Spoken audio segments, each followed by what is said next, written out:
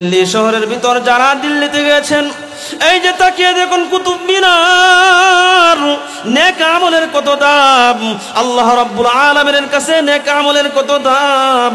কুতুব মিনার কুতুবউদ্দিন মুখতিয়ার কাকি রহমাতুল্লাহি আলাইহি, কাজা কুতুবউদ্দিন কাকি মুখতিয়ার কাকি রহমাতুল্লাহি আলাইহি এত বড় আল্লাহ ওয়ালা বুজুর্গ ব্যক্তি ছিলেন। আমার বন্ধুগণ, ইন্তিকালের পূর্ব মুহূর্তে কাজা কুতুবউদ্দিন মুখতিয়ার কাকি রহমাতুল্লাহি আলাইহি কাদেমকে ওসিয়ত করে গেলেন, আরে কাদেম, আমি যখন দুনিয়ার জমিন থেকে চিরদিনের জন্য বিদায় হয়ে চলে যাব, 4 গুণওয়ালা ব্যক্তি দেখে আমার জানাজা সম্পূর্ণ করবা। যদি 4টা গুণ না থাকে তাহলে আমার লাশ জমিনের উপর রেখে দিবা, দাফন করার কোনো প্রয়োজন নাই।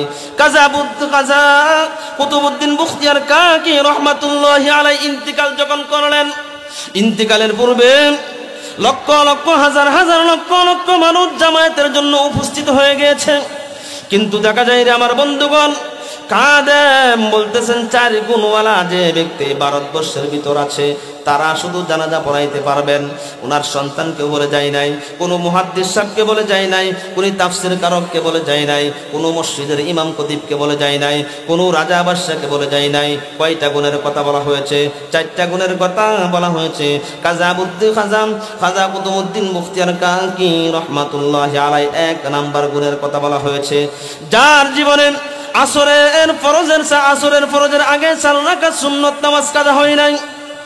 1 নাম্বার গুণ হলো আসরের নামাজের আগে সুন্নত কাজা হয় নাই।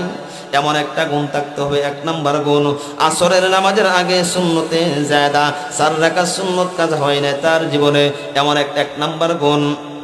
2 নাম্বার গুণ হলো রে আমার বন্ধুগণ, যার জীবনে এক ওয়াক্ত তাকবীরওয়ালা ছুটে নাই, 1 ওয়াক্ত তাকবীরওয়ালা ছুটে নাই, যখন থেকে বুঝমান হয়েছে নামাজ তার উপর ফরজ হয়েছে। 2 নাম্বার গুণ।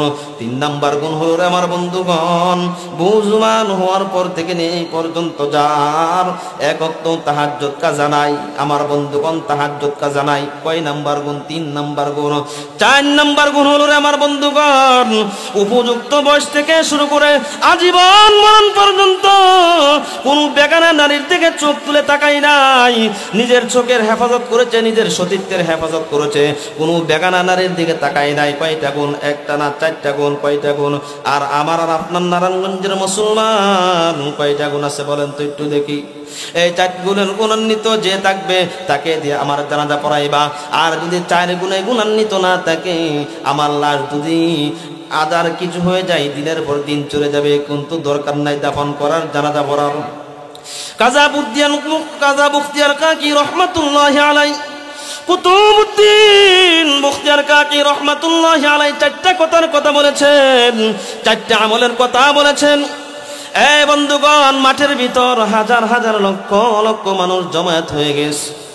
আর কাদেম বলতেছে, এই 4 গুণওয়ালা যদি কোনো ব্যক্তি ভারতবর্ষে থাকেন তাহলে একটু চালু করে চলে আসেন, হুজুরকে আর কষ্ট দেওয়া যাবে না, আর কষ্ট দেওয়া যাবে না।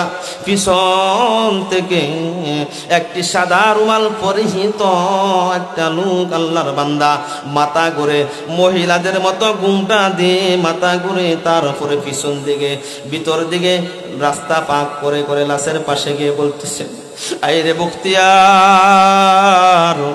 কুতুবউদ্দিন রে, আমার 4টা আমলের কথা কিন্তু আমার স্ত্রীও জানতো না, আমার বাবাও জানতো না, আমার মাও জানতো না। আজকে সারা ভারতবর্ষের ভিতর তুমি প্রচার করে দিলা, কুতুবউদ্দিন আমার 4টা আমলের কথা ভারতবর্ষের ভিতর তুমি প্রচার করে দিলা।